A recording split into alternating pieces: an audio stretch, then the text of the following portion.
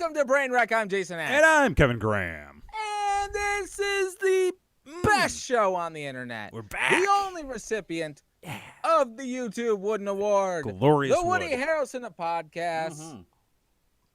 And, opportune time to take a sip. When Opportune it's your time to take a sip. Absolutely. Listen, I was actually waiting to take a sip that entire intro.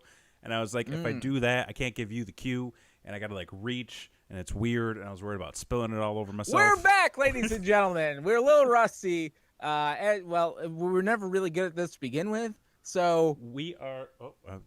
Nothing's changed. Door closing behind me. Oh, yeah, ghosts? not much has changed. Oops. We had a week off. It was Halloween. How was your Halloween? I went to a wedding. I heard. How was the wedding? Yes. How was the weather? All right, well, hold on. We're going to get into a lot tonight, but Yeah. let's cover Halloween really quick because, let's face it, folks, it wasn't really Halloween. It was like Halloween. The Great Pumpkin did not show up. Not even on cable. Not even on cable. No. Fucking Apple bought that shit and was like, fuck you guys. Fucking A. Unless you give us They're $10.99 like, no, or whatever own it is. The Schultz. Oh, God. You want your childhood back, boomers? What a missed opportunity. bad. Like, I thought Disney bought them up. I'm making noise. I didn't want to disturb. Oh, my God. You are so considerate. Thank you. That's very considerate. I thought it was a ghost, which would have tied in nicely. Christy, you ruined everything. You ruined everything. But thank you. I appreciate it. Never tell the truth. No. Well, hang on. Well, I mean, well, look where we are. It's an election year. It's an election year. Okay. Anyway, so I went to a wedding on Halloween. We came back from our trip. Which this entire episode is going to be about after this. It's going to be about our trip. So if you want to hear about something that's not relevant to what's happening in the world, you pick the right goddamn This is the show to do that. Listen, you're going to get like 60 hard minutes. So hard. So hard. Like, fuck 60 minutes. This is the 60 minutes. That's the wood. You can still go for it. Wait, what? Oh, we're gonna go for it. We're gonna go deep. We're gonna get right to the juices of the whole situation. So I went to a wedding. You went to a wedding. And on Halloween, we flew in. There's gonna be a whole travel story. Oh yeah. Let's just say not a lot of sleep was had. By the time that we got in. No. So we got in. Then we had to run around because, well, we meant to find a wedding gift while we were on vacation. It didn't happen. So, we arrive, we wake up early, we hit the mall. We're like, all right, let's get something meaningful, something nice. The wedding's at 1. The mall doesn't open till 11. So there's no time. There's zero time. Okay.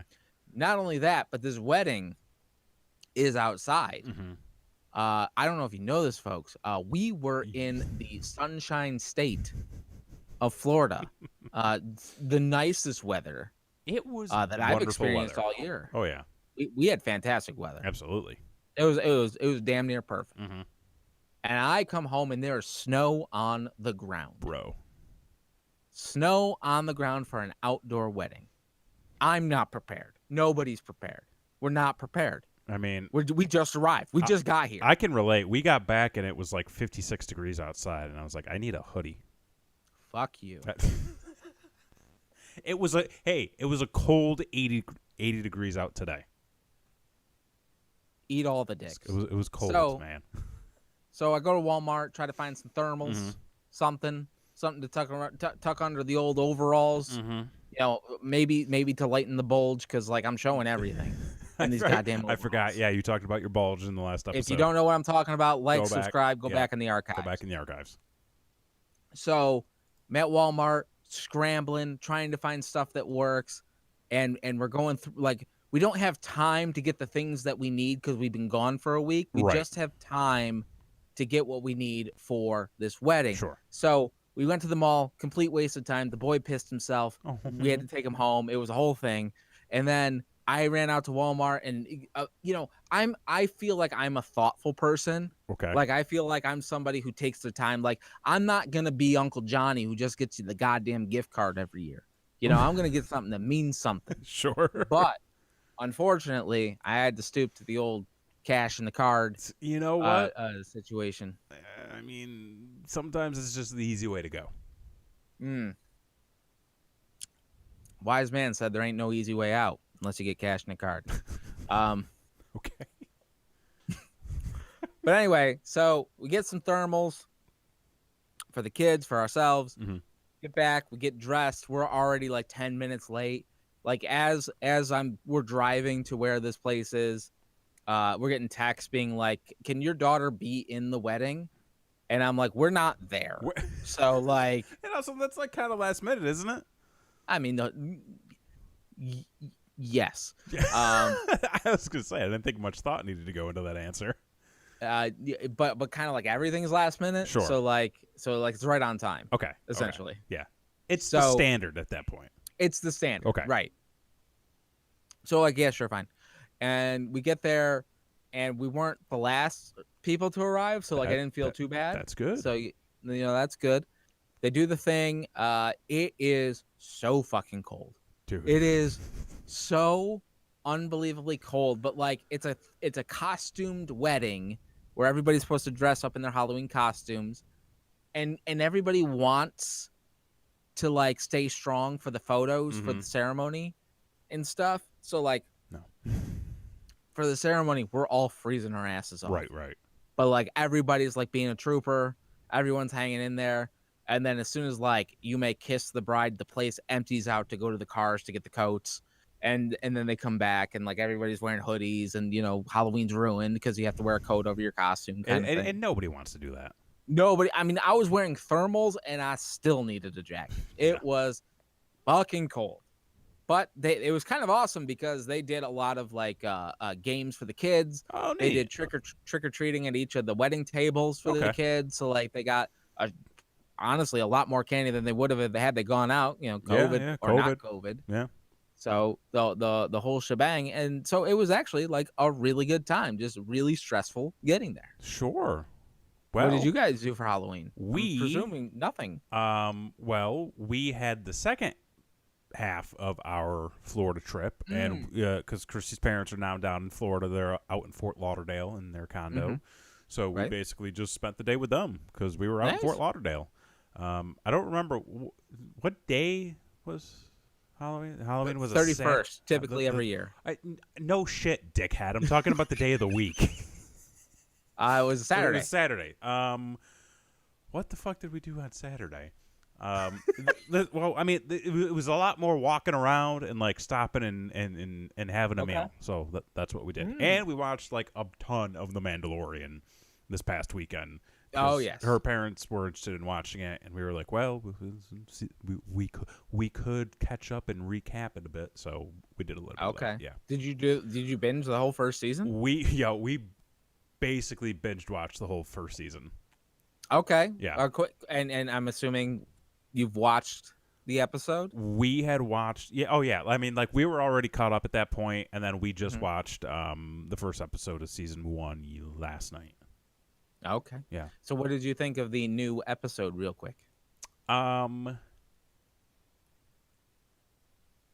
It was good. You say that with much apprehension. It was. So this is here's the thing. And I've admitted to this in the past, I really did not like The Mandalorian at the start. It grew on me, and like by the end of that first season, I was like, I'm into this. I enjoyed season 2, episode 1.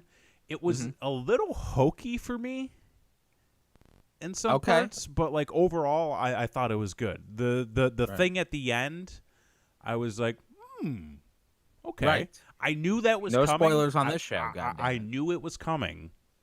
Right. I feel like I knew that was coming. For a while, because we actually watched, and I'll try to keep this spoiler free. We had just watched an episode. Well, we just watched like the whole first season, and we had a big discussion around one particular moment in the first season. And in my head, when I watched it back again, I was like, I wonder if this is maybe like this will be the payoff to that. And it was, or at least I'm assuming that's all connected. Correct. Yeah. I would assume so as well. Yeah. I thought it was very good. I was like, this is a fantastic episode of Firefly.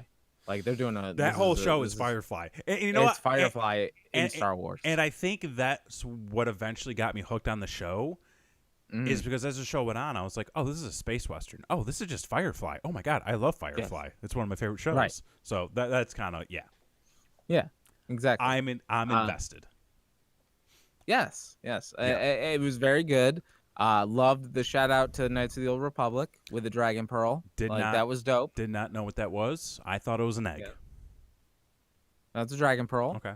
You need to get one for the Sand People in Knights of the Old Republic. So that was a nice callback. Okay. To that game. So a lot of inside references, a lot of Firefly-ish type of actions and activities, and so I was in. I still love it just as much. So yeah, Christy is on board. On board. Yes, on board with it. And you know what? So am I. You know, I'm hook, line, and sinker. I'm wearing a goddamn DJ Rex shirt, which we'll get into. You know, like you could give me anything Star Wars, it's probably gonna be okay. Unless you're giving me Clone Wars or The Last Jedi. I'm gonna make a bold statement here. Okay. I'm slowly coming back around. I knew you would. You son of a bitch. You did this to me. I knew you would. Okay. I did. We need to just get into this shit because all right, we're gonna get into it. Since I've gotten home, all I have thought about was Disney. Yes. Like I'm following people on social media who do Disney daily. I'm watching Disney vlogs now. Yes. I'm watching people who are like, this was our haul from Disney. This was all the stuff that we bought from Etsy and eBay that are related to Disney. And I'm just like, my heart is singing right now, just so you know. I tried so hard not to fall into something else, and you just threw me in head first to a whole new world. I'm in a whole new world, and to fucking lay me on that magic carpet. I'll ride it all around the goddamn place. Oh, well, that's kinky. Yeah. So everybody's got one. Don't shame, folks. Listen, it's been a year. It's been a year. It's been a year for everybody. It's been it hasn't even been a full year. We're not even there yet. We're not even there yet. We're not even to the end, and I have no booze. This is a problem. But that is a problem. But last week was a treat. Well, was it ever? Well, first off, we were owed something. Because, ladies and gentlemen, after 5 fucking years of doing this goddamn show, after 5 fucking years, we were finally going to get what was owed to us since day one, which is our own podcast cruise. Oh yes, we were owed. I always forget about the cruise. It was such a. We had a lineup decades ago. It feels like we got top-notch bands to perform on our cruise. Coheed and Cambria. The Taking of the Sundays. Taking Back Sunday. I didn't know it was gone. Thrice. Then was it Thrice was going to be there? Time. The Used. Fucking. Were they going to be there? I have no idea. I'm just I don't remember what the lineup was. Scooter would have been happy. Yeah. But anyway, it was taken away from us by a goddamn pandemic that's going on. Much like everything's been taken away from everybody. Listen, you don't have a choice anymore. I'm sorry. You just don't. So we decided what happens when life gives you lemons. You take the lemons and you rearrange them into Mickey ears. Exactly what you do. So that's a great way to put it. Well, hang on too. Like, yes, fucking. How optimistic were we? Like, we were so stupid. So like, was it like back in May? No, wait, was it? It was. No. Okay, it was there's a whole thing. Listen, I don't claim to be a genius at much. Period. Right. But let me tell you something. When it comes to planning your goddamn Disney vacation, I consider myself a little bit of a genius. You are my guy for Disney. You and Blakely, as a team, I'm going to them 100% of the time. Yes. So when the cruise got canceled, right? We're like, son of a bitch, this was our big vacation for the year. I mean, working vacation, but you know what? When you love what you do. Hey, you sure. But anyway, we're like, fuck, our vacation's gone. Right. And then we kicked around the idea of maybe doing something at Disney.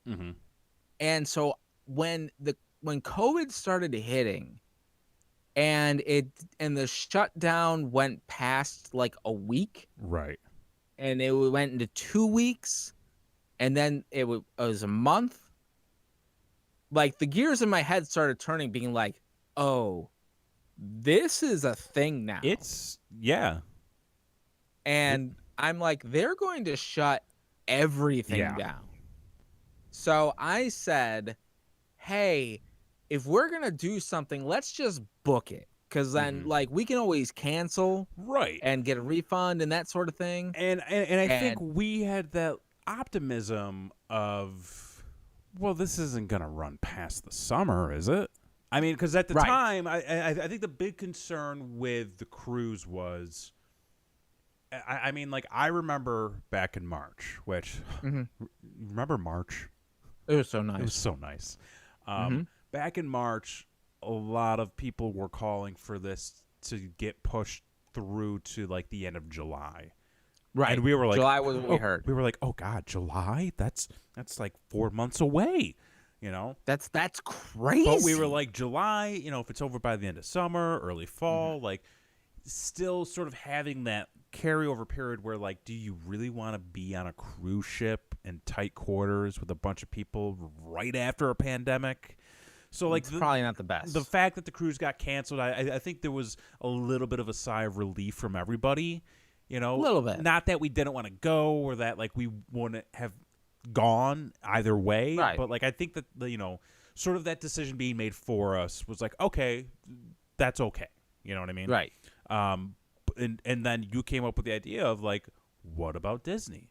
And I think we were all like, yeah, like, this is going to be cleared up by the end of October, of course. Of course. No, it wasn't. No. But, like, and then but having that opt-out period made sense, too. Right. Yeah. So we booked a hotel. Of course, everything got shut down completely. And then when it got rebooted back up again, Right. Only certain things were open, and one of those things was not our hotel. Not our hotel, and not some of the attractions and experiences we wanted to do. Right, which we'll get into that. There were some things that we kind of wanted to do that were not available when we got there. But we were able to get a upgrade to a hotel I've never stayed at before, the Old Key West Resort. Well, first off, they wanted to book us at Saratoga Goddamn Springs. Which... a hotel themed after upstate New York, which and Javoy. I look.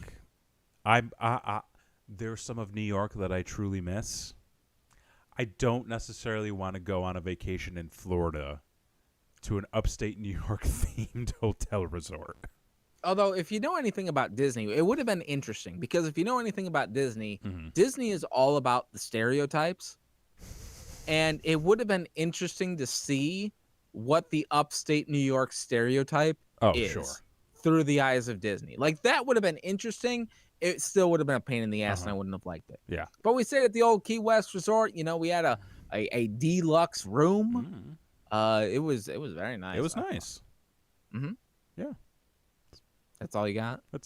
I mean, I don't know. It was a nice room. We had a nice stay. We had a balcony. We had a balcony. I'm still confused that you guys gave us the bedroom. I mean, that was not our plan. Well. Okay. So here's the thing. We talked about this, like me and the wife, right? Well, there's a couple factors in the reason we did that. One was our talk about how late you stay up versus how late we stay up. Right. And there's a massive difference between the two. Secondly, you know, a lot of people in this world are ignorant of themselves. Like, they're ignorant of the way that other people may perceive them to be. Me and the wife know we're a lot. Like we know that, like, we can be a lot to handle. Okay. So we were like, hey, let's give them the bedroom so that they have an escape if they want it. Okay. Because if you're out in the living room on the pull-out couch, there ain't no escape. There ain't no escape. We're up to like 2:00 in the morning. So like, I mean, that was the logic. I mean, and we totally understood that and really do appreciate it. But like, I mean, because like our thing was like, you guys basically planned this whole thing. We wanted to make sure that you had like maximum comfort for the whole thing too. Okay. But we'll do some talking next time because we're going to talk about that in a little bit. Right. But yeah, so we got to Christy and I got to the resort. First thing I noticed was that this is an old person resort. Oh, for sure. Like, because like it was what, like that is where people had like timeshares and it's the very first resort condos, dedicated to their vacation club, Right. which is a timeshare. Yeah. So it's meant for like families that come and stay for long periods of time and like go every year kind of thing. Yeah. And then there was like the whole confusion about the room because we never got a notification about it, and they were like, "Oh no, it's been ready," and we're like, "Well, thanks for fucking letting us know." I guess. Thanks for letting us fucking know. Oh, I took a survey by the way. Oh yeah. And rated that poorly. So I should check my inbox. I might have. So Mr. Disney's gonna hear about it. Okay. Yes, and Christy's dad's friend had one there. It was actually kind of funny because he was like, "Where'd you guys stay?" And we were like, "Oh, we stayed at Old Key West." And he was like, "Oh yeah, I had a timeshare there." And he was saying how like they used to just walk to Disney Springs from it. Son of a bitch! Where was the guy? And I was like, "No, you can't do that." And he goes, "Well, you just didn't know the way." It's like, clearly. I'm like, "Okay." He goes, "There's a secret way you got to know about."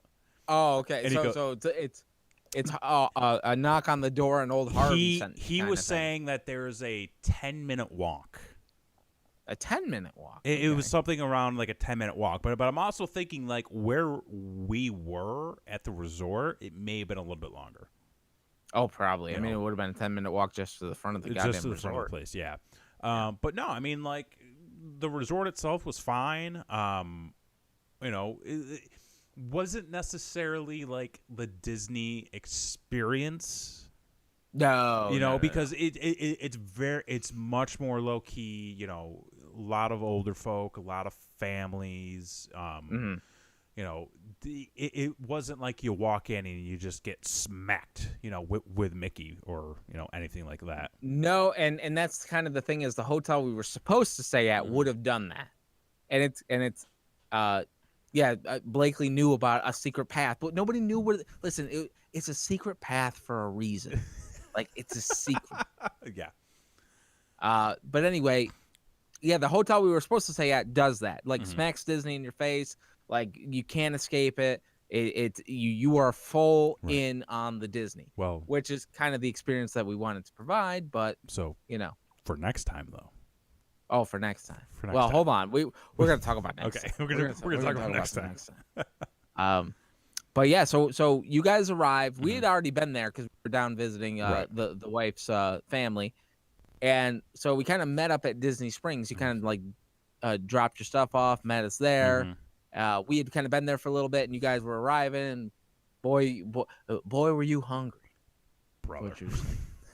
Well, Sunday was kind of a weird day for us, I think, because we spent. And first of all, kudos to you guys, because I texted you like midday Saturday. Okay. And I was like, we've literally been cleaning and packing all fucking day. Yes. We did not stop cleaning and packing until about 11:30 at night. Okay. I don't know how y'all do it with 2 kids. Like, and not only that, let me tell you something. Not only did we have to pack for 2 kids, pack for ourselves, make sure the house was clean, make sure the pets were taken care of, but the wife was also finishing a project for the trip that night before we fucking left. Walked almost 22,000 steps on Sunday. God bless you. Yeah. We did a lot. I mean, but yeah, so like we went through that entire day cleaning, packing, organizing shit, making sure we had everything we needed. Then we got no fucking sleep. Like I slept maybe at most 30 minutes. Got out to the airport by 5 a.m. flights weren't that bad, but like Sunday, I think by the time we got in, like we sort of hit that stride of like didn't matter how tired we were, didn't matter how hungry we were just on. Like You're we were ready like to go. we're here, we're gonna be happy and energetic whether we want to or not. Okay. And then All right. like I mean, doing Disney Springs was, I mean, cool. Yeah, we Saw did some that for a stuff. bit. It was a good Then first we taste. it was a good first taste. Yeah. We went and do a couple shops. Then we actually transferred our stuff to the hotel Right. when we checked in, kind of checked out the room a little bit, and then we kind of realized like, oh, we have to go eat something before everything closes. We got to eat, but we had to hit up the outlet. Oh, that's right. Which Yes. so I've got a list of purchases. We're going to talk about some purchases in a little bit. Listen, we're already gonna go over tonight. Yeah, we got so much to talk we have. about. We're going as long as world. we're going as long as we need to tonight. Fuck the real world. This is better. Like, I gotta say, I feel like the way we sort of got introduced to this whole vacation was like spot on. Because it was like you go to Disney Springs, you get that nice little taste of like Disney, where it's like, oh, they got some shops. I mean, like I wasn't gonna buy anything from most of them anyways, but like, Right. You guys made a great point to not buy anything yet because we planned to go to the outlet, and Yes. I'm glad. I think we're all glad we did. Oh, But like doing we're that glad. first, going getting checked into the hotel, then like going out to the outlet, fucking brilliant. That place, like It's a gold mine. Disney is much better than the real world. Fucking A it is. Fucking A. The outlet was clutch. I did not expect to buy as much shit there as I did. Mm-hmm. Yes. So for those of you that don't know, I'm gonna shred the secret, even though I shouldn't. About I would say probably about a 5 to 10 minute drive from Disney Springs on Vineland, they have an outlet mall where they have the Disney Character Warehouse, which is a Disney outlet store. They sell you things that are off season from the parks. They also sell you shit that is actually still for sale at full price in the parks. We saw plenty of those. You remember seeing all that stuff? We're like, that was at the fucking outlet. Yeah, I just saw it. Kind of thing. And so we checked into the hotel after the whole fiasco of the goddamn app not working.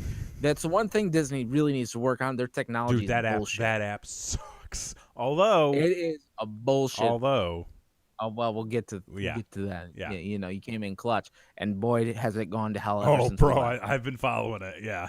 So, and that's the other thing too. Like, I'm gonna say this. Everything happened after we left. Yes. Literally everything. So many things. I was like, listen, we just were there. I feel like for this being my first time at Disney, I am in disbelief that we got to do the amount of stuff that we did. Yes. Between COVID, between restrictions, between the fact that it's Disney World, I'm still fucking expert. Yeah, exactly. Yeah. So the Character Warehouse was fantastic. We got more $30 shirts for $8. I spent like $50 and I got so much shit. So we spent like 120 or something like that. Yeah. I think we priced it out and it would have been 300. Yeah. You can't go wrong there. You cannot go wrong there. Always hit it up first. So we did that and then got back to the hotel, chilled. And then, boy, went back to Disney Springs. Yes, I forgot we went back to Disney Springs for a goddamn amazing dinner. We not even what we were aiming for to begin with. No, because they closed, and we like to try new things. We were gonna try something new. We were gonna go to Morimoto's but they stopped taking in reservations at 9. Like right we as arrived we got at there. 9:10. Yeah, we were 10 minutes late to get into the restaurant. But goddamn it, if Art Smith's Homecoming wasn't willing to sit our asses down for some goddamn amazing food, they were like, "Welcome home. Welcome home. You're here now. You don't ever have to leave." I could have sat there probably for like another 2 hours. Oh, probably. Yeah. I mean, the bill would have been The bill would have been astronomical. Although, I mean, coming in clutch with the drink purchases. We got free drinks for life. We got free drinks for life there now. I mean, just because we are who we are. I mean, you know, Yeah, we get the hookup we, for doing this show. Free drinks for life. exactly. Yeah. If anything, that's what this show has gotten us: free drinks for life. There, after paying $22. At a place in Central Florida where we might visit once a year. Right. Exactly. But goddamn, I got my Diet Cokes for nothing. So, wrapped up the night. Woke up the next morning, bright and early. Hit up Magic Kingdom. All right, so I want to know. Okay. Going to Magic Kingdom, right? So getting in, to be perfectly honest, from past experience, was completely painless. We were in. I felt no pain. Super quick. Yeah. No pain. Like the entire week getting into the parks was not an issue. It was a breeze. Yeah. It was so damn easy. I was like, this seems wrong. It kind of does. Like, it just seems especially wrong. from us being there. Yeah. I mean, they have the new security scanners where they don't have to check your bags. Right. Like that in itself is a phenomenal improvement. Yeah. And as we found, they work. Yeah. They do work. No, they know what they're doing. Yeah. Anyway, so I want to know. Okay. First impression, Disney. So you got a great first impression with the outlet in Disney Springs, the whole thing. Mm-hmm. You're walking into the Magic Kingdom for the first time. What was your first impression? So this is weird. Okay. Okay. Let me start because this is weird. Wasn't my first impression. Oh, my okay. first impression, I feel, was weird, and it was, wow, somebody built all of this. Yes. Like, there's this weird thing that I tend to go through sometimes. So, like, if I'm watching a movie, and there's like, let's say there's like a big action sequence through like a city, and like a bunch of buildings and cars and everything's getting destroyed. My first thought sometimes is, man, someone's got to pay a lot of money for all that. I do the same thing with like, I do the same thing with like in my head. I'm like, oh, to get this shot, they had to do this to plan this kind of thing, and like I go through like the production of the whole thing. Okay, yeah. In my head, but like, and like some of that's just like, wow, this is real expensive. Well, for me, I'm like in the movie universe.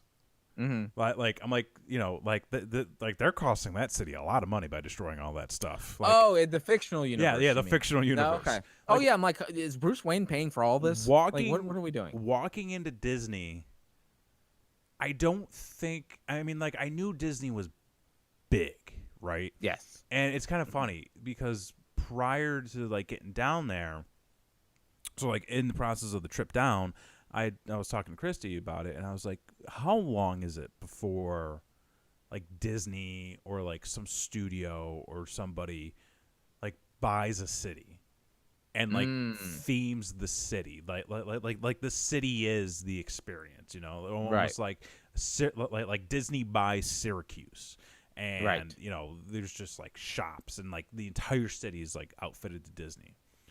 And like walking in the Magic Kingdom, I was like, oh, they've already done that. Oh yeah, they did that decades ago. All of Disney is like a city in itself, and I think that's the one thing that like I didn't.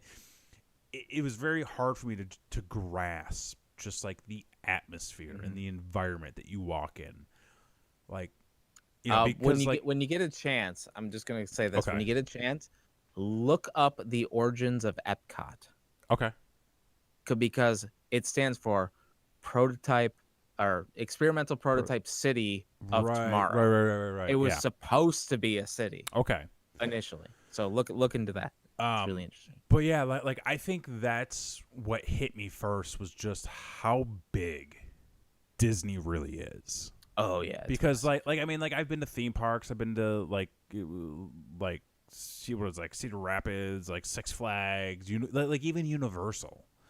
Like, but like I never felt that way going into any of those parks. I was always like, oh, this is a theme park. It's an amusement park. Yeah. Walking into Disney, I'm like, we keep saying it. You walk into Disney, you're in a whole new world. Yeah, a whole new world. Like you're no longer in the universe or the reality you came from. Like you are now in Disney. Like this is the reality, and it wasn't really overwhelming, but it was just. Like I was just in awe, I feel, throughout the entire trip. Yes, very much impressed. You know? I mean, they tell you that, like, Disney employs the most amount of people just under the government. Like, Mm-hmm. It just kind of like that doesn't hit you until you're there. Yeah. And then you're like, holy shit. There's It's so much that goes into this. like it It's says. ridiculous. It's called the Disney bubble. It Absolutely. is.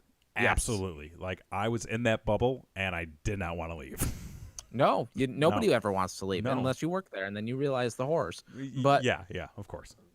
other than that, yeah. So going into the trip, like me and the wife were like, oh, because you guys left most of the planning up to us Mm-hmm. to do, and we wanted to for the days that we had planned that sort of thing. We kind of had to be like, okay, well, we're only here for this amount of time. Mm-hmm.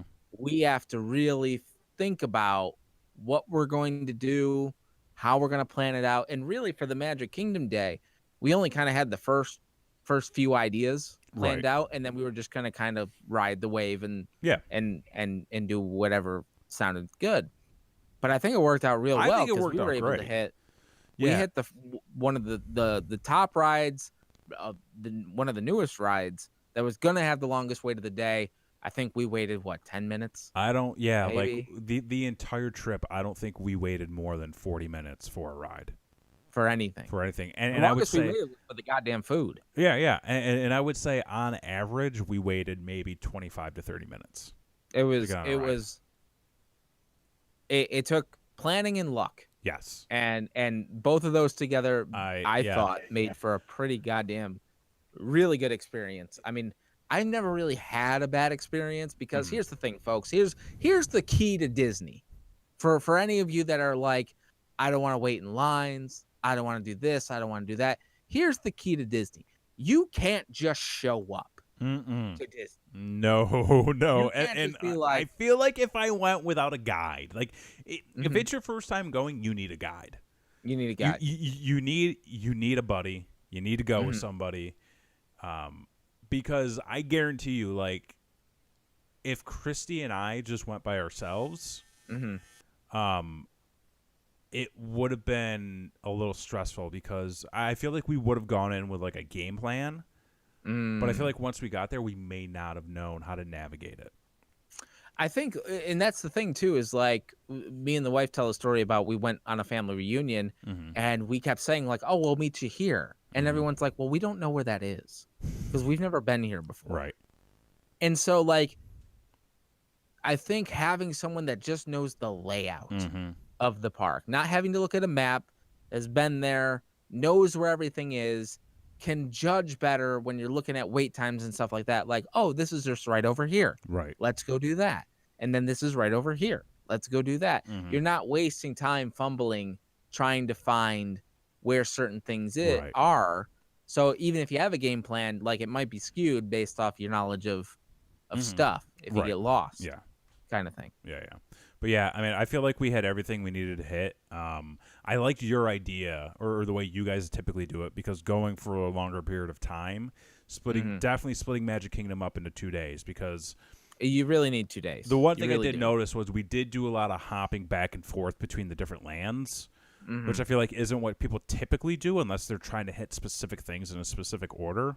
Right. Like, I definitely feel like for like the next time or the next go around, like going and saying like, okay, we're only going to do Adventureland and Frontierland this day, and then we're going to do everything else like the next day or whatever, or if there's like Yeah, and something like that. and the fun thing about that too is like when you have the 2 days and you split it up like that, well, like we found in the past that like we might have done like you said Adventureland and Frontierland, and we do everything and we still got like 3-4 hours Right. left Yeah. in the day to do, and then you can kind of start making your way over to the other side and doing that sort of thing, and then you kind of hit like your favorites twice, that sort of thing. You have time to sit and look at the scenery, you look at all the fucking money that went into that goddamn Dude, place to make it just like, God damn it, this somebody built this for a lot of money, a lot of and money they're making all of it back just today, every day. every day. Do you know little Disney fact for you? Before COVID, so I don't know if this is still true. It's probably not still true. Probably not. I can guarantee it's not still true. But before COVID, did you know that Walt Disney World, Magic Kingdom, made all of its money back in one day solely off the sale of popcorn?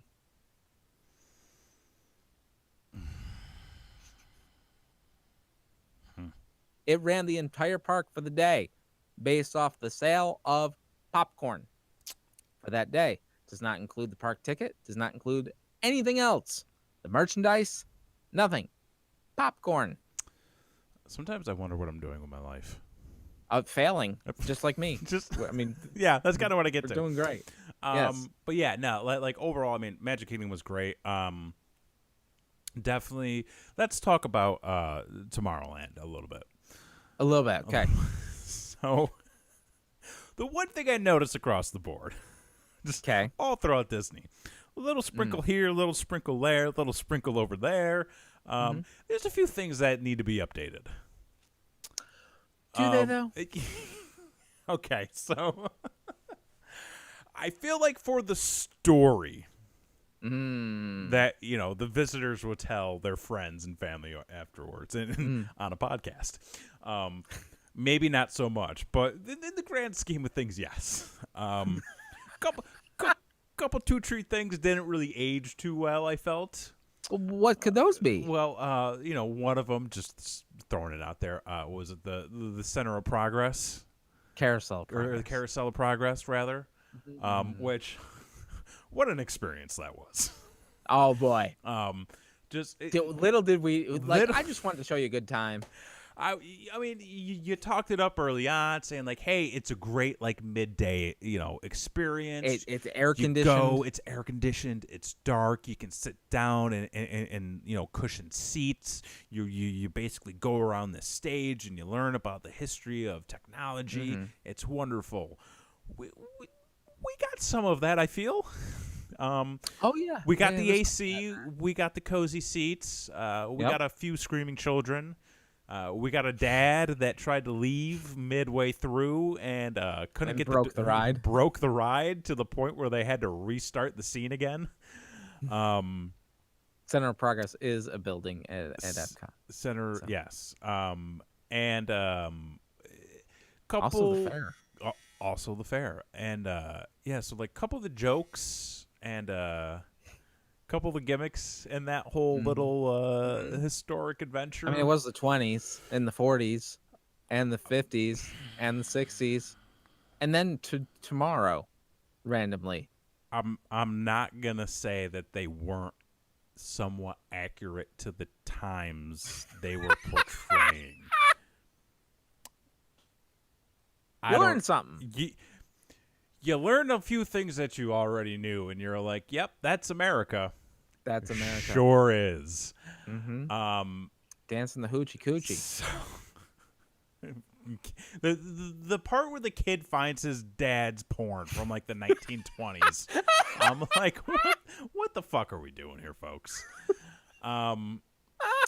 Yeah, but overall, I really enjoyed Tomorrowland because that's the aesthetic that I'm really into, sort of that right. classic. We spent a lot of time there too. We did, yeah, which I felt was great for us. Road Space Mountain, yes, oldest so ride, longest ride. I know what Ric Flair's dick feels like now. Apparently, it's great. Yeah, it was a good time. That Space Mountain was pretty dope. We did the Cars. Which I was like, this is great. Which was weird. I'm not gonna lie, I didn't really like the Cars. Nobody really likes the Cars. I feel like that's just something you do. It's an acquired taste. It's a good I just need to relax and get away. So I'm gonna inhale all this smog from these cars of the future that still run on gasoline for whatever reason. Yeah. And then take a scenic route. Yeah. That's what that's for. We also almost saw a scooter collision. Yes, we did. Gotta watch out for them scooters, man. Disney, I know you're listening, okay? Scooter lanes. Scooter lanes. I think Disney needs scooter lanes. They have bike lanes down here in Austin. I think it keeps everybody safe. It keeps traffic organized. That's my idea for a bright future. I like it. I like it. But yeah, first time there, folks. He's got all sorts of suggestions. All sorts of suggestions. I have things to say. Yeah. So Magic Kingdom was fun overall. The Haunted Mansion was dope. I enjoyed that. Yes. The roller coaster. There were some things there were some pre-shows that we didn't get to see because of COVID. Yeah. So you didn't get the full Haunted Mansion experience. It was still cool. Here's the thing though, it was a little bit of a disappointment not getting a lot of that or a lot of those experiences rather. But I feel like that's going to really help out for the next time we go, and then the time after that, and then the time after that, and then when we eventually buy the condo and we're down there for 6 months with the annual pass. I literally sent an email to a real estate agent today. Good for you. We'll talk later. Yes. I'm trying to work on my brother right now. Okay. And so, yeah, like, not getting all those experiences, it didn't really take away from the joy and excitement. But yeah, so great time at Magic Kingdom. At Magic Kingdom. So then the following day, we did Hollywood Studios. Great park to do both days. Yes. Because we're just going to get right into it. Galaxy's Edge. Star Wars Galaxy's Edge. Going back to what I said at the top of the show. I'm slowly coming around. I'm slowly coming around again on Star Wars. Like, you talk about the Disney bubble. Yes. Okay. The moment you walk through that goddamn cave, you're in Star Wars. And that So there is for the people that don't know, right? Galaxy's Edge is in Hollywood Studios. Right. Hollywood Studios is its own theme park. Right. And then they have a section that is just Star Wars, what they call Star Wars Land, Galaxy's Edge, in which you walk through a tunnel and you are in the Star Wars land. You no longer feel like you're are in a theme park. You're not in Disney. Nope. You're not in a theme park. Nope. You're not in Hollywood Studios. You're not even in Orlando, Florida. Nope. You're at the Black Spire Outpost. That's right. And if you tell anybody otherwise, then you're a fucking asshole. And you get stabbed with a lightsaber. And you get stabbed with a lightsaber. Holy shit. I got a little emotional throughout my time. I mean, I cried. I cried. I mean, I didn't cry because I'm not a bitch, but, Well, you're not a fan either. So. Well, I'm... You're coming around. I'm coming around. Maybe I'll cry next time. I'll be like, it's worth it, man. I fucking love it. It's worth the tears. Nothing else is? I will admit there were a few times I got a little like choked up. I was like, oh my god. There were a few times. This is very important. Okay. Disney is expensive. Yes. Disney is very expensive. Oh, I maxed out my credit card. But you are paying to feel something again. I felt something. I'm telling you right now, man. I felt a lot of it. It felt good. Right? Yeah. Oh my God. I hate you so much for this. Save your money. Put some away. Plan to go every year. Like I'm not gonna lie. I'm not gonna lie. The next time we go, I want to build another lightsaber. Yeah, it's so cool, right? It's so. Oh my god. Okay, we got to organize this shit. We got to start from the top. Okay. We got to start from the top of it, like the rides.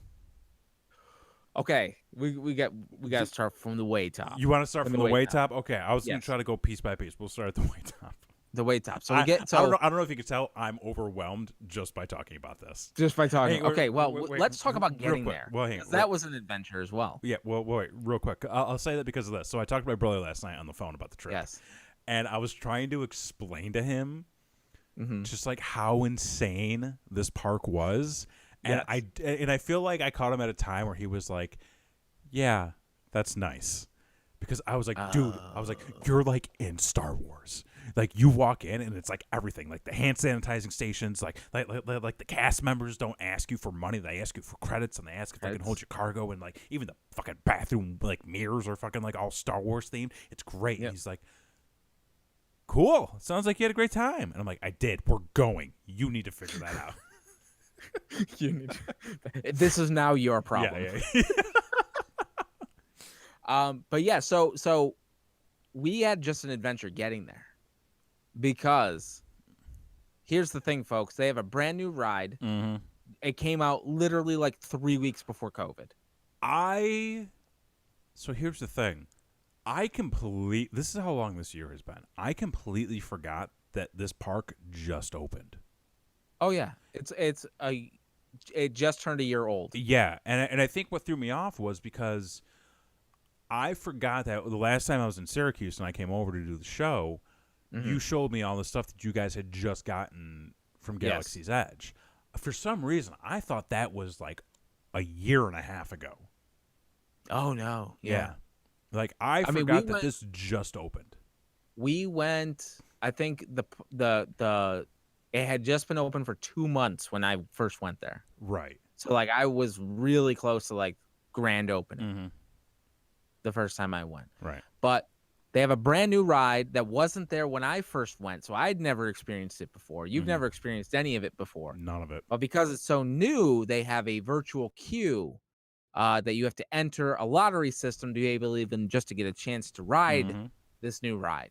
And so you have to be there before the park opens to be able to get the chance to be able to get on the ride. Right. And let me tell you something. If I have one complaint about staying at Old Key West, it's the goddamn buses.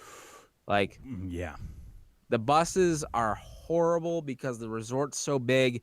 You have to take a loop around the whole resort before you leave to go to the place you want to go. And they only run an hour before the park opens. So Ubering, though. We didn't have a snowball's chance in hell. Well, we got I feel like I feel like we lost a little bit of track that morning too.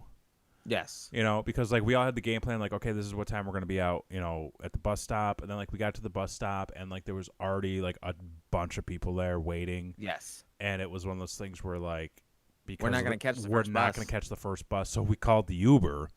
Yep. And then, like, as we're waiting for the Uber, like, 3 more buses for Hollywood Studios showed up, and we're like, "Oh fuck!" But like, I feel we still got there with plenty of time. It was the right move. It was the right move. I would say in those situations, don't be afraid to Uber. It's worth it. Like, and when try you gotta to be there, don't risk it. Yeah, don't risk it. Yeah. Because we got in, and not only did we get in, but we got in pretty painlessly, like we had the whole trip. And we immediately went to Toy Story Land to try to get on one of the longer wait type of rides while we were waiting. And so while we're in line for Slinky Dog Dash, the roller coaster, first thing in the morning, everybody is on their phone. And that's one of those things where like I didn't realize it until it was happening, where I was like, oh, we got to fight some people. Oh yeah, no, like I think that's the thing is like I was trying to convey what a big deal it is to like everybody to try to get into the virtual queue for this ride. But once everybody around us started panicking and started getting antsy and started looking at their phone, I think it became real for everybody. It's like there's a chance you might we not may hit not this. get on this thing. Exactly. So as soon as 10 o'clock hit, we're all hitting refresh. And you, sir, with the Google phone coming in clutch, getting that best signal wherever it is available. Which is weird because for weeks now, we've been getting terrible fucking service on our phones out here. But that's amazing. For whatever reason, just swipe, click, click, click. We were, Group 6 the first time? Group 6, that's right. Yeah. And we got to experience the ride, well, before it got broken down. Yeah. And they told everybody to get off. Yeah. Which was somebody else's experience another day. So we were very fortunate to get on the ride. But man, that for us going through the tunnel, entering Galaxy's Edge, and the very first thing we do is the ride that is brand goddamn new. Rise of the Resistance. The virtual queue. What a ride. There's fucking chef's kiss all over that shit. It is a masterpiece of an experience. It's an experience. I have never been on a ride like that in my life. Never. It was phenomenal.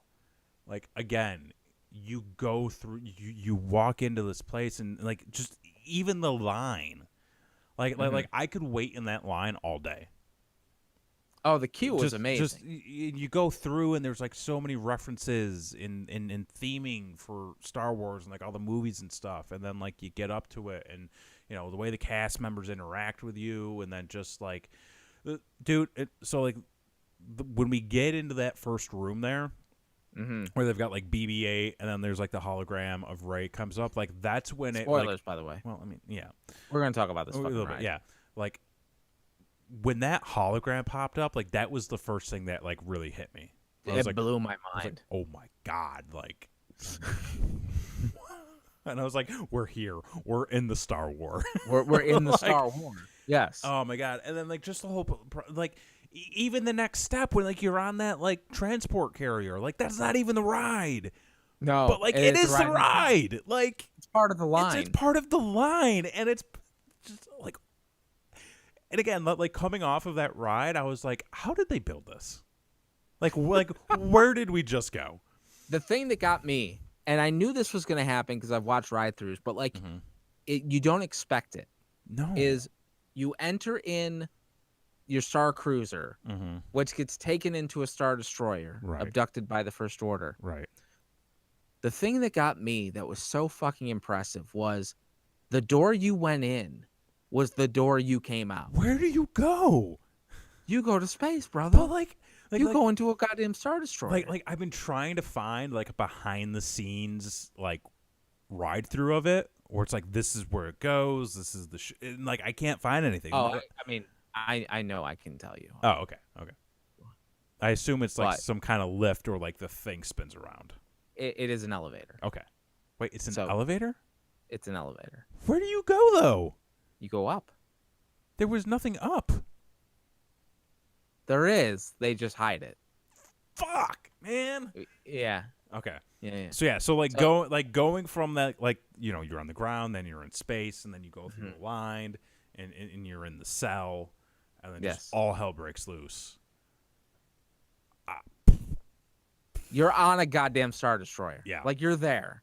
You're in the hangar. You see the TIE fighters. You see the stormtroopers. The whole ride is just it's a full experience. I'm so happy we got to do it twice. And like that's the other thing too. So we did it Tuesday, which was the first day, and then we went back to Hollywood Studios on Thursday. Yep. And we got in sooner. We were Group 3 that time. Group 3 that time. Which like and we fucking did so much shit. The first 2 hours of the second day we were in Hollywood Studios, I was like, we could just go home now and I'd be fine. Right. I mean, and then, Smuggler's Run, we did that Thursday, right? Thursday. Yep. So like that was fun. It's.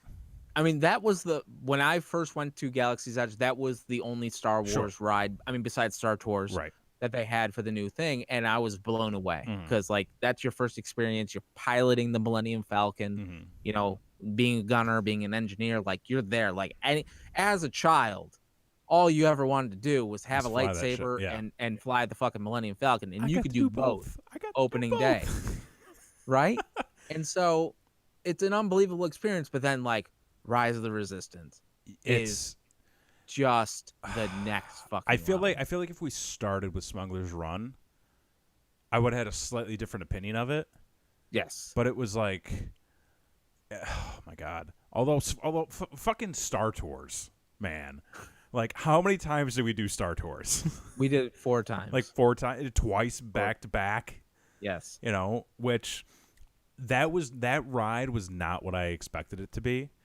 Like which is so funny because it's a classic. Yeah, like my understanding of Star Tours was like you go into like one of those transport ships and you're in the the cozy seating, but it's just like a ride through Star Wars. Like you're just kind of like, yep, you're just flying through Tatooine. Now you're just flying through Hoth. It's kind of like a nice cruise. I didn't realize that it was like a whole action sequence.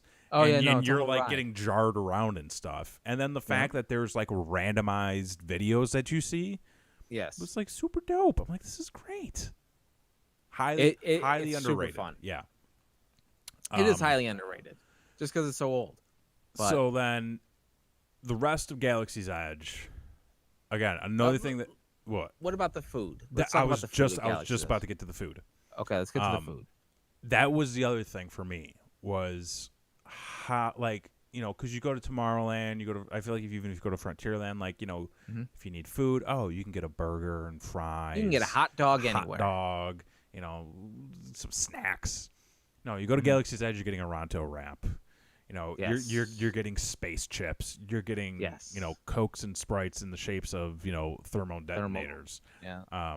Nothing from the food menu is outside of Star Wars. Which No. this is the one thing that I was like a little bit iffy about and kind of threw me off, because I feel like if you're not a fan of something like that, you're gonna have a hard time. Yeah, if you're a very picky eater, Yeah, it's not going to be an easy time for you. Here's the thing: I fucking loved the Ronto wraps. Oh, dude, it was so good. Those were so good. Listen, I don't eat coleslaw. I'll eat that goddamn coleslaw. Yeah, it's amazing. Like the snack bag that we got was really good. Even when we went and got lunch at the cafe or whatever it was, that was even good. I mean, the chicken was chicken. You know, it's like it was a weird rectangular block of chicken, which I was like, this is awkward, but okay. The blueberry corn muffin though was phenomenal. Yes. I have to say, like, when I first went there, when they first opened, I got them the ribs, and they were good. Mm-hmm. They weren't anything to rave home about. Right. They changed the ribs. I got ribs again this time. They were so much better. Okay. Than they were. And last time I had I had that blueberry corn muffin, and I wish I would have gotten it again. I got the mac and cheese this time. It's like, it's not the best. Well, you also need to stop eating cheese. Well, listen, I like cheese. I know. Okay, I know I have an issue. But how dope were those leftover grilled cheeses you made? Yo, at the dude, that was clutch, bro. That was fantastic. That was clutch. Yeah, I'm gonna bury Horowitz myself right now. There you go. Well, job well done. So and then like going from the food to the drinks.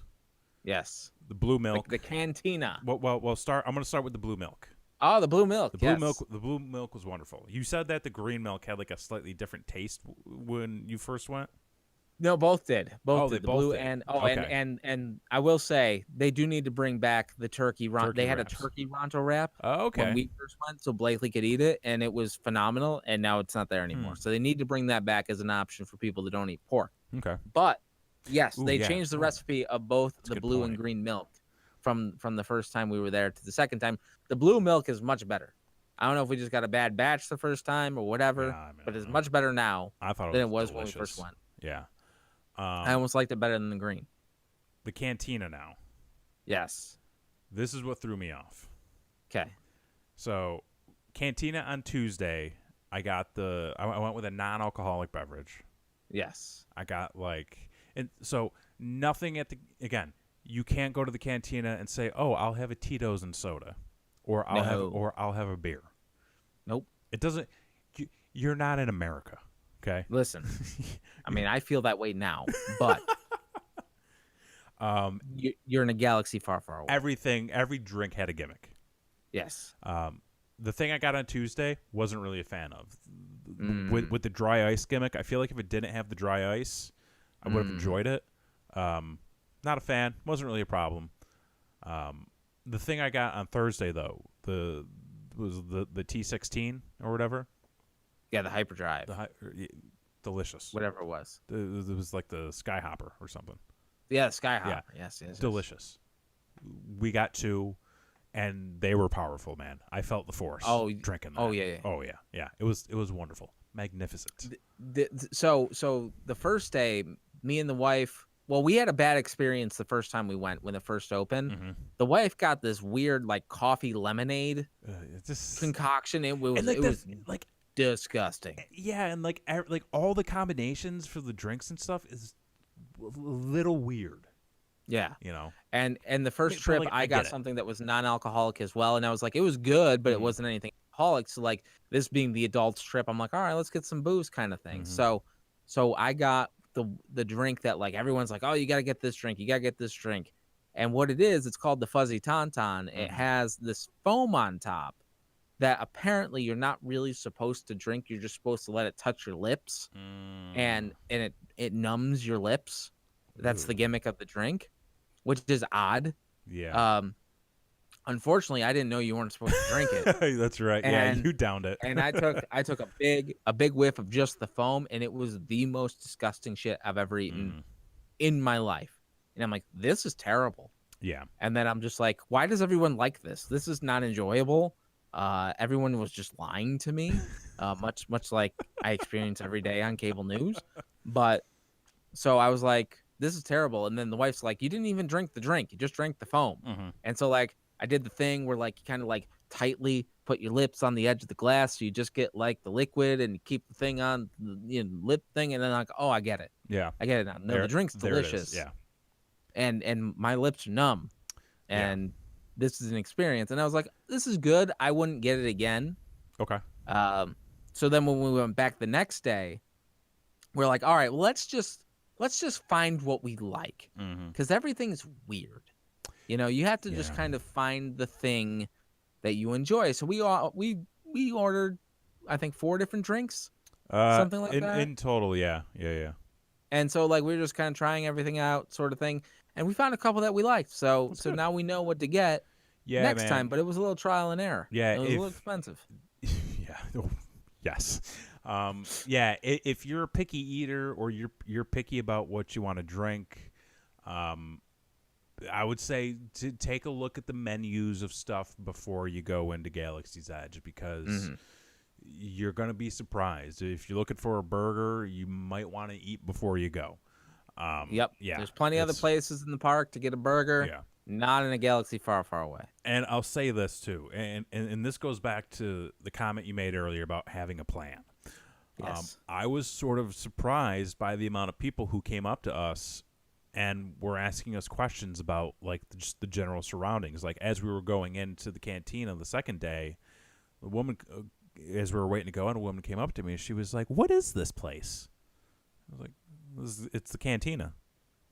And she goes, "What cantina?" And I'm like, the Star Wars like the big cantina that everybody wants to get into. She goes, "Oh, that's this."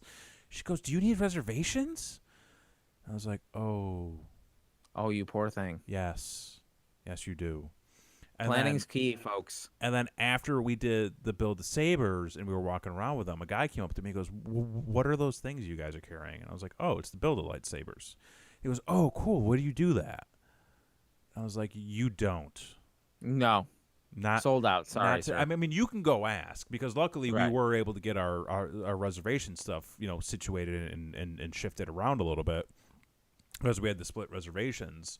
So I was like, maybe, but he was like, "Where is it?" And I'm like, "Oh fuck, I don't know, man. Like, go around the corner and just right. Figure it out. Ask somebody." Man, I was like, "I'm new here. I don't go here normally. Like, I don't really know. I just know I'm in Star Wars. Like, that's all I know, Right. dude." Yes. So let's get right to the Build a Saber then. Yeah. We're talking about it. Let's talk about your experience.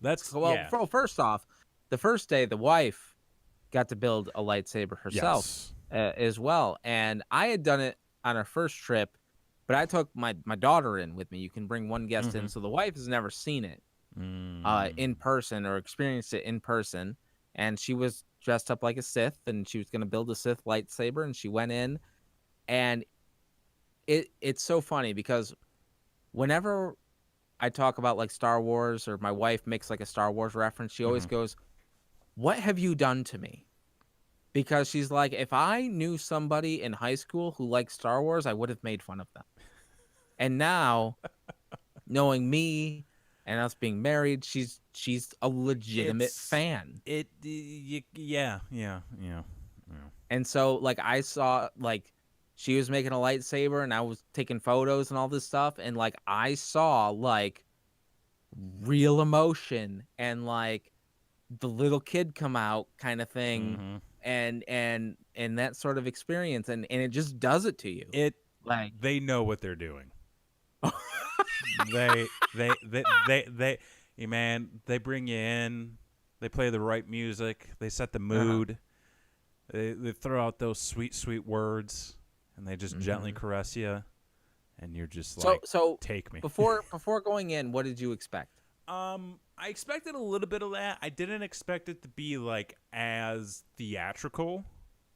Okay. Like I literally thought it was gonna be like a guy, because like I know, like the whole gimmick with Galaxy's Edge is like a lot of the cast members are a little bit more themed to the park. Yes. So I thought it was just but like be a couple of employees, like standing in front of everybody saying, all right, guys, today we're going to build some lightsabers. What you got in front of you are your parts. All the parts are themed to specific, stuff. You got your peace and justice. You got your elemental. You got your Sith stuff. So you're going to do this. You're going to hold your thing. You're going to put that there. Boom, boom, boom, boom. You're done. Hold them up. Yay, everybody take a picture. Have a nice day.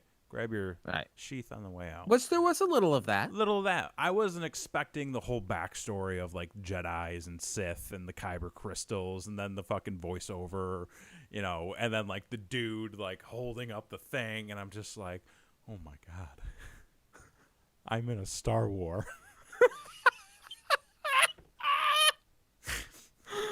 And then the fucking moment where like they take the hilt and then like they put it in the thing for the light tube, and then when they're like everybody flip your switch, and then like everything lights up.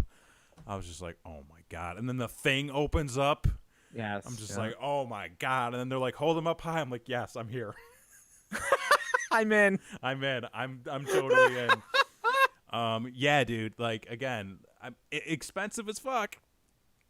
It's a $200 experience. It's so worth it, though, man.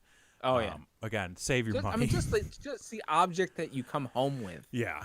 Is worth $200, and then you get the experience on top of it. Yeah.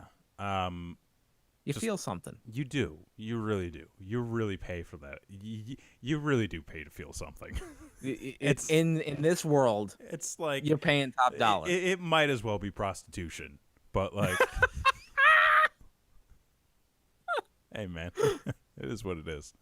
So, and then we got to ride the Tower of Terror. We did Tower of Terror. You almost lost your saber. I almost lost my saber. Came in and clipped the moment that we started dropping it, and it went up and we went down. That was a fun one, and man. I enjoyed that one. That ride, we hadn't done that one because we had the kids a lot, so like we get to do some of the more thrilling ones, and I had forgotten how fun that ride is. But that's one too with the pre-show.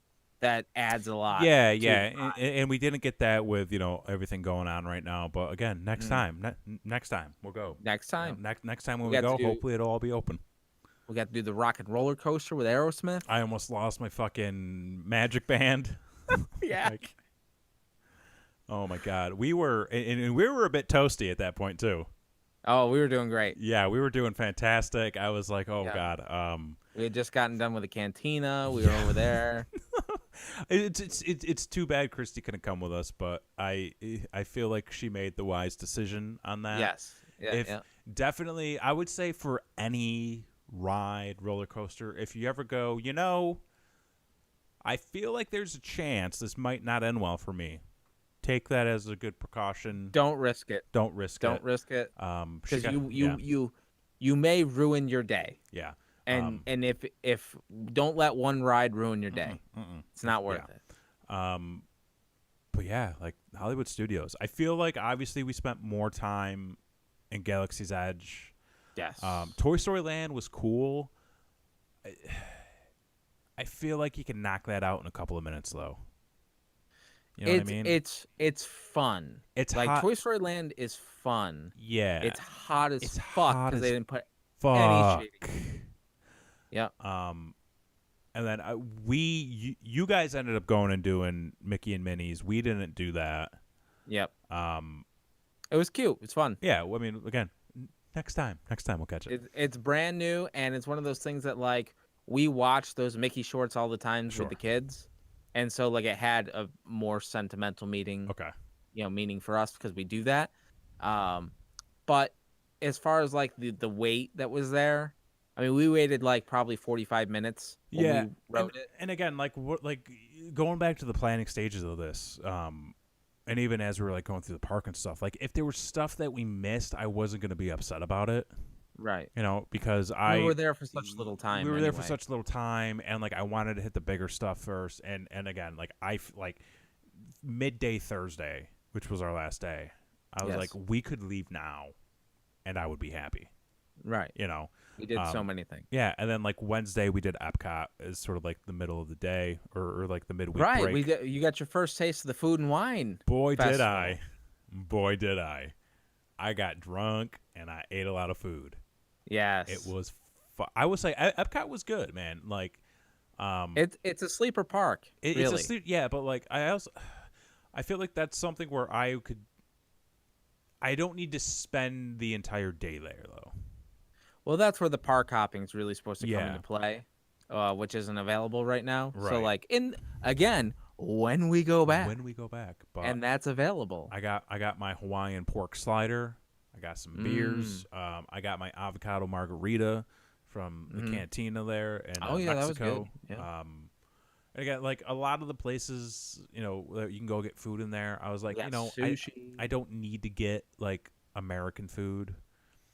Like I don't necessarily need to get an egg roll. Like I eat that stuff all the time.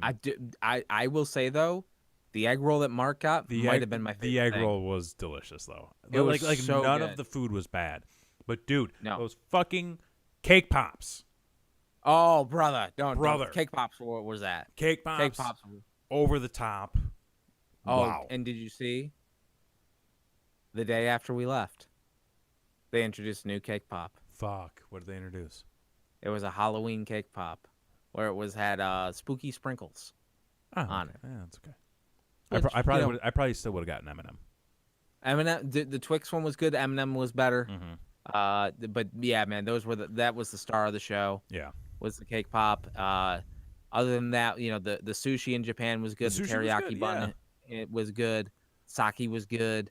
Did you get the bratwurst in Germany? That was really good. It was I thought that was a little underwhelming. Oh, okay. Yeah. Okay. I definitely went over budget in Epcot though. Well, you bought a lot of booze, pal. I told myself like I'm gonna try to pace it. I'm gonna try to hit every other country maybe. And I was like, ooh, beer, ooh, taco. Oh, I will say the fucking taco I got, extremely disappointing. Well, it was a lot of money for a very little. It was a lot of money for a very little taco, and I was like, this is like if this was good, it would be worth it. So for next time, you can go through the menus and review and remember and then kind of plan out which booths you want to hit more. We kind of did that and then forgot our list before we went to the park. So it didn't matter, but we did make a list. Actually, I want to go back and look and see how many of those things we actually got. Yeah. So I know one of the things that we wanted to get, which was the citrus chicken, ended up being like the most disappointing thing that like we bought. Yeah. Like it was good, but it wasn't what we were hoping it would be, I guess. But yeah, like none of the food was bad. None of it was bad, and it was a nice leisurely day. We went around the world, went to a couple shops, did a couple of the rides, went through a greenhouse, went into a goddamn ball. We did. That fucking Thank ball. the Phoenicians. We have an alphabet. Wonderful. We have a wonderful alphabet thanks to them, and I mean that was a good time. I got a soup that I wasn't expecting. Yeah. It gave it to you. Gave that to Perry. I'm sure you enjoyed it. Yeah. So speaking of getting stuff, yes. I bought a lot of things. Oh yes. Throughout the week. Do you have an itemized list of everything you bought? I mean, when we were unpacking, we went through a lot of the stuff. I mean, we actually bought mostly clothes. Okay. Was the things that we bought. Like I mean, I'm wearing this shirt. The wife got a couple shirts. She bought the lightsaber. She made her own lightsaber. The Starbucks mugs too. She got 2 Starbucks mugs. Which she was just like, I should have bought the third one. And I'm like, well, sure. When we go back. When we go back. We're gonna go back. So like, we bought some stuff and a couple Christmas gifts too. So like that was nice to get that out of the way. I bought pretty much only stuff for me. I had Christy had a great idea. She put together a pin board for her parents. Yes. And we put it together while we were visiting them, and came out very nice. I thought it was a very thoughtful and creative gift. Oh, so she already gave it to them? Yeah. I mean, we were already down there, and plus, the shipping and UPS can't, Oh, Blakely did get 3 mugs, actually. Oh, good. I forgot about the one at the outlet. Yes. So okay. I've got a list. So I wrote out a list of everything I bought. Oh, okay. Let's hear it. Well, I'm going to make this note real quick. And I broke everything out by like park and section. Oh, wow. As I'm going through and like writing stuff down, I literally made a note at one point of did not buy much at this park. And then I proceeded to list out like 8 items. Hilarious. So like going from the Disney outlet, I got the retro Disney logo jersey tank top, Yes. which I was like, fantastic. Which you wore. Which I wore the first day, which I can listen. I'm never packing again because I packed way too much shit. Me too. And I didn't need it all. And I do this to myself every time. I don't know why. But I got the jersey tank, the retro Disney jersey tank. I got 2 Mitchell and Ness retro NBA hats because I'm trying to step up my hat game. I got I got an Orlando Magic and a Spurs for locals. Somewhat local San Antonio. I got the Star Wars Blueprint mug, which was clutch because you guys talked me out of buying the one at Disney Springs. Right. And I ended up saving like $15. It was a little bit different, but basically the same thing. Basically the same thing. Go to the outlet. Yep. And then Magic Kingdom, where I thought I didn't spend a lot. I did. I actually probably spent the most, second most at Magic Kingdom. I got this fantastic neon Disney shirt, which was on clearance. It's amazing. I got the matching fanny pack. Hat, which you didn't wear. I didn't buy the hat. Christy bought the hat. You could have borrowed the hat. I kind of regret. You should have done it. I should have bought the hat. So, but I don't want to interrupt you totally. But like, after this experience, do you understand why it's important to dress up now? Yes. That's a lesson. That's a lesson. I learned a lot this trip. But I got the shirt, I got the matching fanny pack, and then I also got the first time visitor button. That was free. That was from you guys snagged that for me and Christy, so thank you for that. And then we got the buy one get one 2020 Disney World pins, because nobody wants to be in this year anymore. Nope. And then I got another pin for Christy and I got a Space Mountain pin. This is where I fucked up. Because as I got home, because you told me pins were a slippery slope. Don't go down that road. Slippery slope. Slippery slope. I'm slipping and sliding, I think. Brother. Because I got home and I was looking. I got my pins right here. Yes. I was looking at that Space Mountain pin, and I was like, I wish I bought a pin for every ride I went on. So next time. Okay. So here's the thing. Okay. I'm gonna give you this piece of advice because I fell down the pin trap as well. Okay. Just remember this, and you'll be fine. Only buy a pin or start a pin collection that is personal to you. Yes. Oh, absolutely. Like this would not be something that I would just be like, I need to get them all. Like I would only buy pins for specific things. Yes, because I went down the slippery slope of trying to get into the pin value system and the collectability of the collection and the value of that. It is a bad road to go down. Do not do that. I've learned from past experiences that I need to not be the type of collector who buys everything for the sake of owning everything. I really do need to, like, if I'm going to continue any sort of collection, it needs to only be stuff that's sentimental to me. Or like themed to a specific thing. Like I can't Very do important. these. Yeah. But yeah, I because going into Hollywood Studios, I got the Tower of Terror mug. Fantastic. Very nice. Been basically drinking out of it all week. And then I got a Tower of Terror pin. Yes. And then let's see, we got we each got 2. Christy and I got 2 Black Spire Outpost credits. Yes. Which I see you are wearing. I got the one that the wife made me for the trip. Yep, and I'm already like looking into like holders and stuff for those and display things for those. Yeah, we looked at the lightsaber stands. Yeah, the spending doesn't just stop at Disney, by the way. Oh no. Oh no. Because you buy everything at Disney and you go, oh, now I need a thing to display this on, or now I need a thing to hold this on. What's also going to happen too, just so that you know, is that you will go through the Disney withdrawal after a while. Oh, I'm already feeling it. So find a local Disney store. Oh, we have one. Yeah. Oh, good. Yeah. Go there and then. We went last night. You get a little taste of that magic. Just a little taste. I didn't buy anything. Christy picked up a few more things for like gifts and stuff just to finish off a couple people. But yeah, we already went. Yes. Yes. They're in. Yeah. So then at Star Wars Galaxy's Edge, built the lightsaber. I ended up getting. I don't think I have it close by, but I ended up getting the belt clip.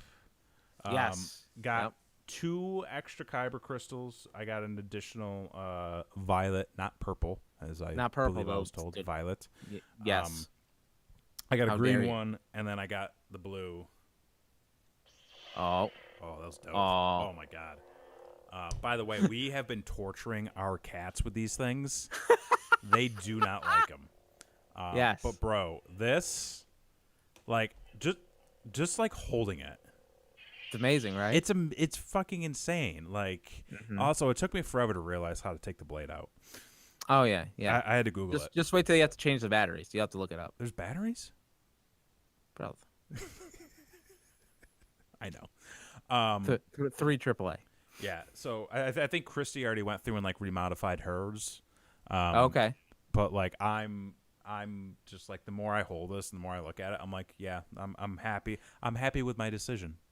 It's so funny because when I bought mine first, I was like, I just did it for the experience, essentially. And then when I brought it home, I couldn't believe how much I use it. Like, I play with it all the time with the boy. Oh, sure. Like, the boy wants the sword fight or whatever. Yeah. Now the wife has it, and that's become a whole bedroom. And I don't want to know what you guys do with your sabers. hey, you know what? We have a great time. Chrissy says, I think I want a scrap piece for mine. Yeah, so they sell the additional pieces at Savi's. Right. Yeah. Yep. I'm just gonna build another one when I go back. So next time. Yeah, next time. And by the way, if you do build the next one, there are people on Etsy who are selling to get rid of your end caps and connect them for a double-bladed lightsaber. Because they do have the legacy sabers there. Right, yeah. And if you buy 2 Darth Mauls, they do connect Okay. to make the double-bladed lightsaber. So people have taken that piece that they give you for that and 3D printed it, and you can now build your own double-bladed lightsaber if you want to pay for the experience. All right, maybe. Just a thought. So I got 2 more kyber crystals. Christy got 2 more kyber crystals. Epcot ate a bunch of food. I ended up getting the retro Disney button sets. And then, I got some pins there. But the clutch pickup of the week, the fucking moonshine tea, man. That refillable bottle. We got free drinks for life.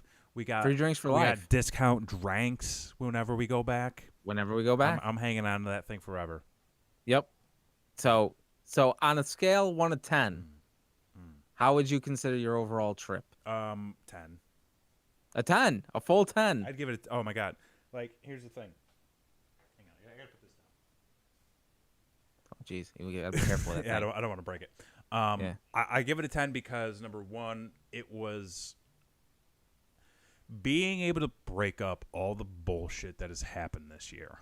Yes. Like I think this is one of the first trips that I ever like got home from the trip, and I'm still like feeling the effects of like in a positive way. Like a refresh. Yeah. Like I mean, yes. not really refresh. I haven't slept in 3 days. Yes. But like, I look back fondly on the experience. And I say like, and like, you know, it's funny because like the first day we got down there, like I texted my parents, texted my brother, just like be like, hey, we're here, check it out. And my dad made, you know, the statement of, you know, have fun, you know, enjoy it. It's gonna go by fast. Yes. And it did, but I feel like it was one of the first times in a while where I really felt like I was present from start to finish. You know, and I really did get to enjoy it. Like, I didn't just go through the motions of it. I didn't just kind of be like, yeah, I'm here. Now we're going to the next thing. Now we're going to the next thing. Now we're going to the next thing. Like, I really got to like take that step back and like acknowledge my surroundings and acknowledge all the stuff that was going on. And like, you know, even with COVID and the restrictions, like the fact that we were able to do everything that we were able to do, and like, you know, the rides and the experiends and like grab. You got to go on Splash Mountain. Got to go on. Got a poster of that ride. Fuck you, man. Oh my god. I mean, I know you guys thought that I wasn't having a good time because of all the photos.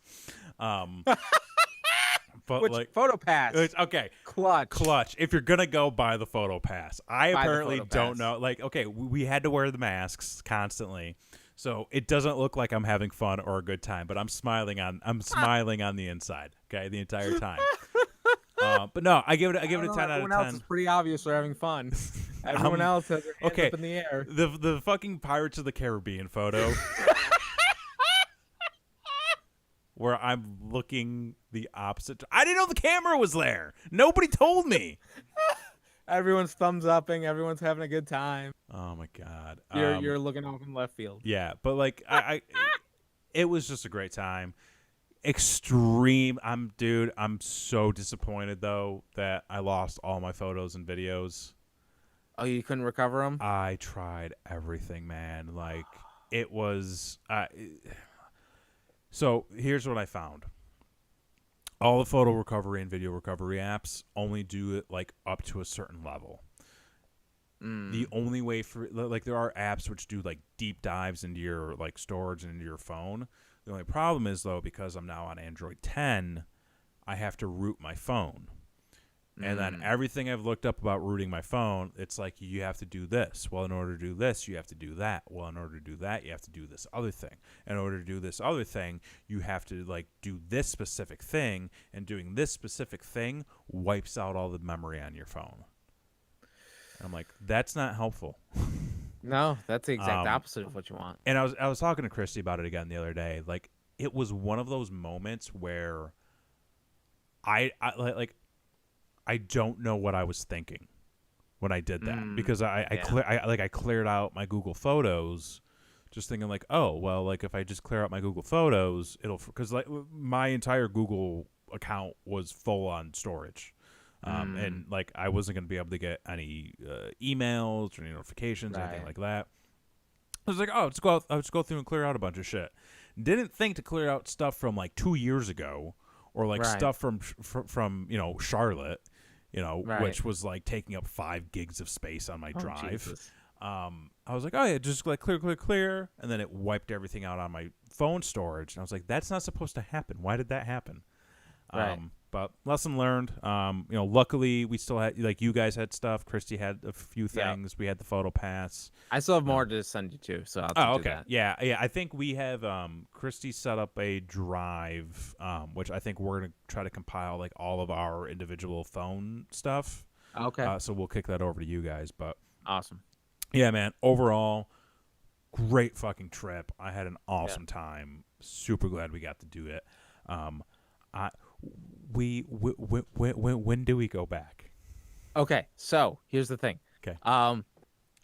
Also, I want to say too, the only thing me and the wife talked about was that the only thing that was a little bit of a disappointment was we didn't build in enough downtime. I understand that, but I feel like we were limited on time. I mean, we were limited on time, and we made the best of the time that we did. But next time when we go, is like we're like, yeah, we got to see you guys.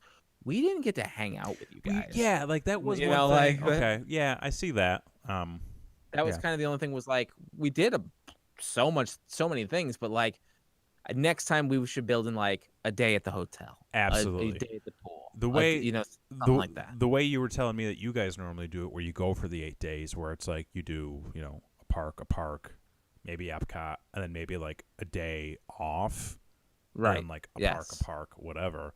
I definitely think, I definitely think that's the way to do it. But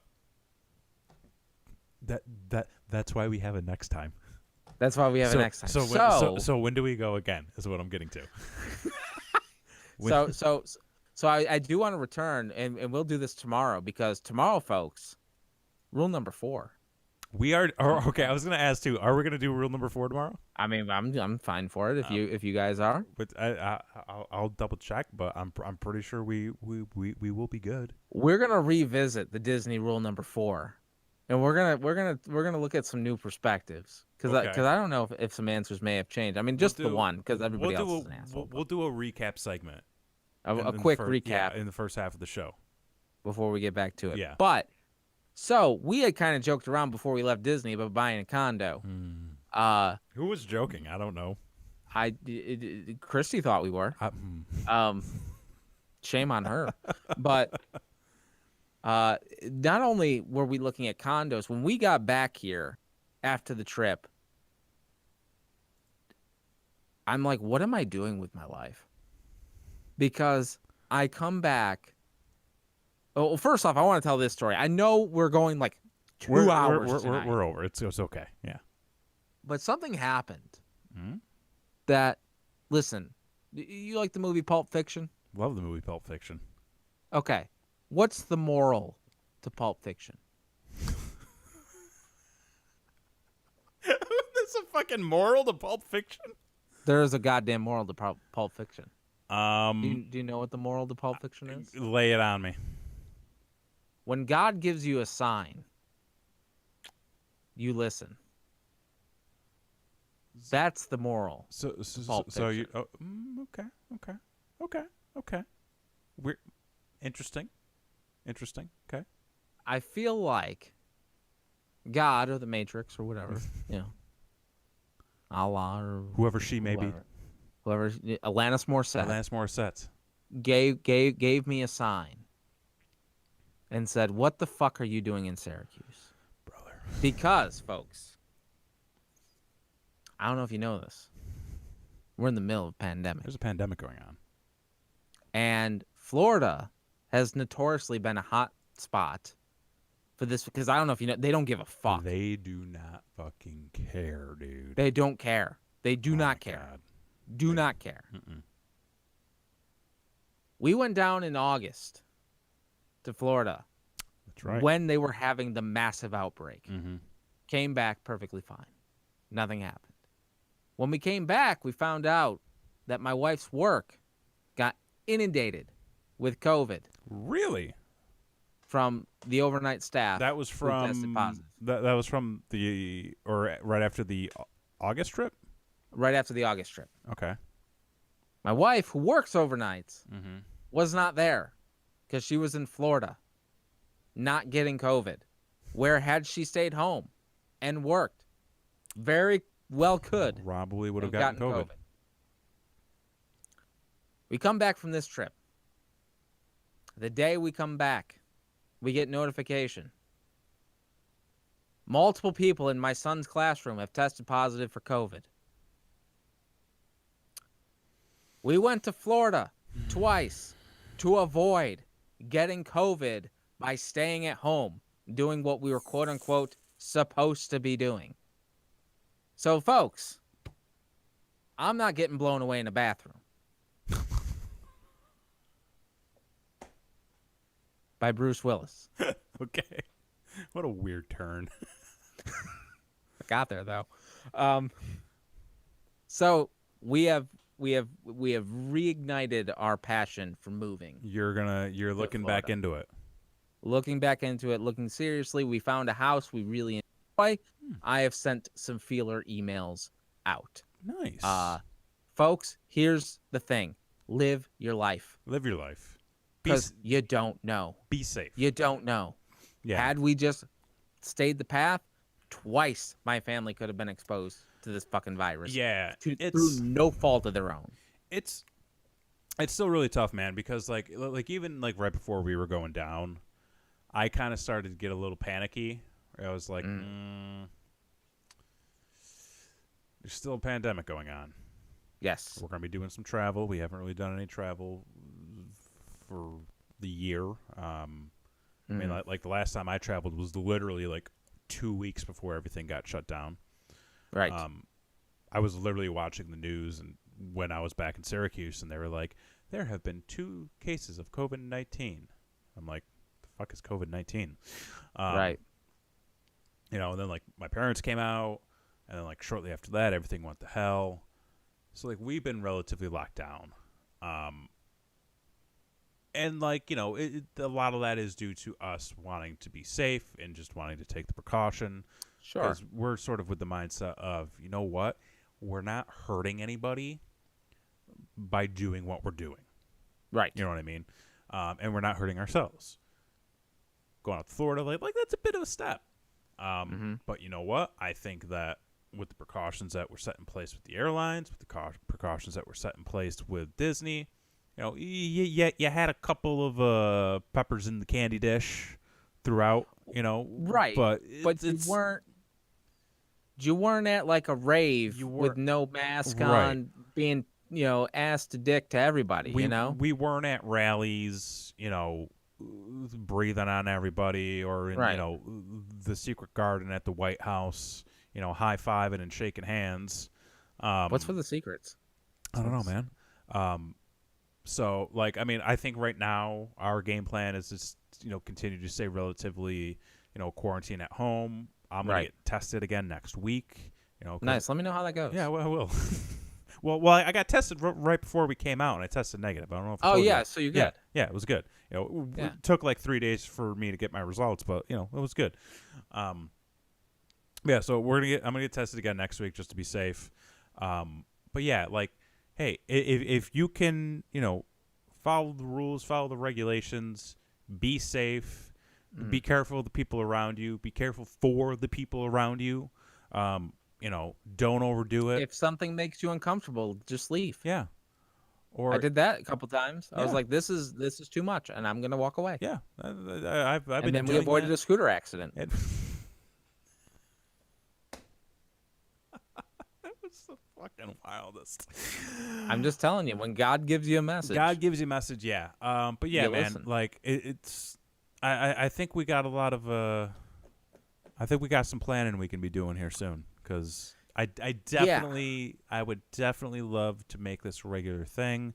You know, would definitely love to do the thing where we hit Disneyland, Tokyo, fly out to Tokyo Disney, maybe take the hop, skip, and a jump. Is Paris Disney open? I think they. Just that's open. It sucks. It's terrible. Don't go. But like, it's open. Euro Disney's not still around. Or wait, that is the Euro. same thing. Yeah, it's the same thing. Yeah. I forget.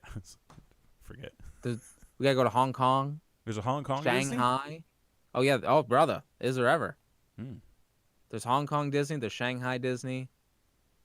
We'll make a vacation out of it. It'll be great. It'll be a good time. Listen, if you're gonna travel all the way there, just hit them. Yeah, just get them done. So yeah, I mean, I'll say it again. Would love to make this like a regular thing. Well, we'll talk. Yeah. We'll talk, because you know we're in. I know you're in. You're trying to move there. In. Yeah, you're trying to move there. We're trying to move there. So we got it. Solely to be there. I'm trying to talk. I'm trying to smooth it over with some other people. Bring a couple more people into the mix. Some investments. Some investments. Schemes, yeah. You know, it'll be a good time. You know, if we all pull together, you know, we can only. Then we all win. We all win, and we get something big, extravagant. It'll be wonderful. It'll be a magical experience for all. I can't wait. Christy, run the numbers. You know, we'll be fine. All right. Well, I think we covered most. We've hit it, man. I think we did good, ladies and gentlemen. If you take nothing else from tonight's podcast, just remember there are more important things in the world. There are more important things in the world, like happiness, like paying $200 to feel something, like spending time with your friends. You know, I should feel dirty, but I don't. You know, because you know it's true. You know it's factual. Yeah. Everything is satisfactual. Yeah. So, anyway. Anywho. So, if you have an experience at Disney, or if you have a tip that we didn't cover, please hit us up on social media at Brainwreck Show. Brainwreck Show across all social. We are on Twitter. Oh, yeah. No, I mean, fucking Twitch, YouTube. Be sure to like, share, and subscribe. Ring those bells. OnlyFans coming 2021. We're gonna figure it out, because listen, you don't need to be doing porn to be on OnlyFans. It's just for your fans. It's for your fans. We have lots of fans. We're trying to grow. 2 of them. And we're trying to expand. So expand with us on OnlyFans. It's gonna be great. That's right. But yeah, follow us, share it, subscribe, comment, ring the bells, get the notifications. We're gonna, hopefully we'll be doing rule number 4 tomorrow night. Yes. So be sure to tune into that. What the fuck is it? Like 9:30 Eastern, 10:30 Eastern, 10 o'clock Eastern. 10:30 Eastern. The fucking time difference, man, is throwing me off. Daylight savings. Man, I came in hot Monday morning. I was like, yeah, I'm awake. This is good. And then I woke up Tuesday morning, and I was like, I feel like shit. And then I woke up this morning, and I was like, I feel even worse. This is terrible. So, yeah, so tune in, rule number 4 tomorrow night. Don't be an asshole, where we take a look at a wide spectrum of assholes. We do some deep dives into them, and we find out whose story produced the biggest asshole. There might be a new king. There might be a never new know. king. I hope there's a new king. I hope so. I hope we get some juicy ones. This king's sad. This is like King George. I don't like it. Which, Anyway. Anyways. For this week, I've been Jason X. I'm Kevin Graham. And this has been your show. Peace.